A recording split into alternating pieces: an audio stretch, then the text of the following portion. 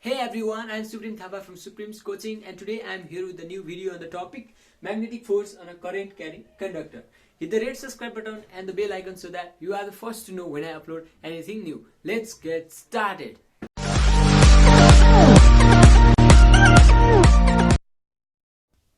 We know that when a charged particle is moving in a magnetic field, then it experiences the force that is known as magnetic Lorentz force. We also know that electric current means only the flow of the charged particle. That means if we keep a conductor in any magnetic field, then each and every particles of that particular conductor should experience the force that is known as magnetic Lorentz force.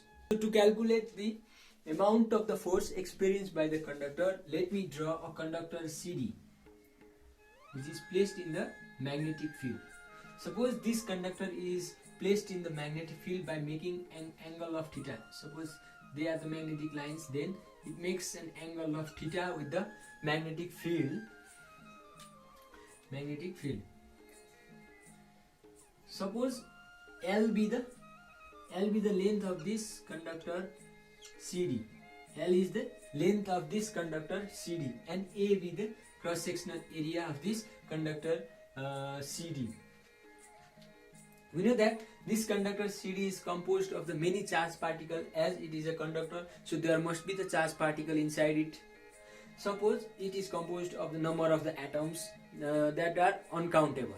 So atoms means, let us prefer to call it as an electron. So atoms mean electron. So it is made up of the number of the electrons. If I amount of the current is flowing, that means if the electron is inside it is moving with the velocity v, then it experiences the force.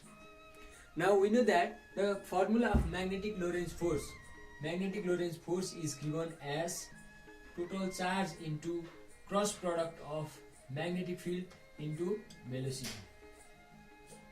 Now we can write as Q into B into V sine theta, where Q is the total charge of the conductor, B is the magnetic field, and V is the velocity of the charged particles, and theta is the angle made by the conductor with the magnetic field.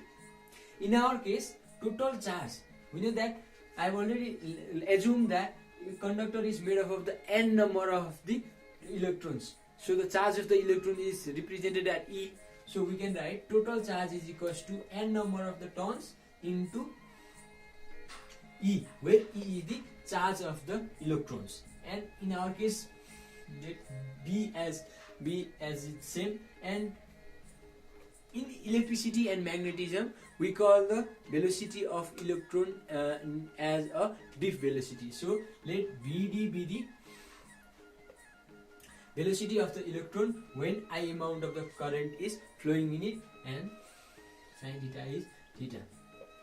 Now we know that if we consider V be the volume of this conductor CD, then total number of the electrons can also be represented as N into A into L into E into V into Vd sine theta, because volume is given as area into length. So we can write Vd into E into N into A or into B into L sine theta. Now we know that VNA, we can write this VENA as I, because I is given as I is equals to VENA. So in place of VENA, we can write I into B into L sine theta. So this is the amount of the force experienced by this conductor CD whenever it is placed in the magnetic field B. So we can express this force in terms of vector form. So we can write FB is equals to I into B vector into L vector. So this is the force experiences by this conductor CD in the vector form. Now to find the direction, in which direction this force is acted on, then to find that we will use left hand framing rule. In left hand framing rule, we will take 3 fingers of our left hand, the thumb one, index finger and the middle finger, where we will keep the magnetic direction of the magnetic field in the index finger, and in middle finger we will keep the flow of the current, and thumb finger will give us the direction of the force.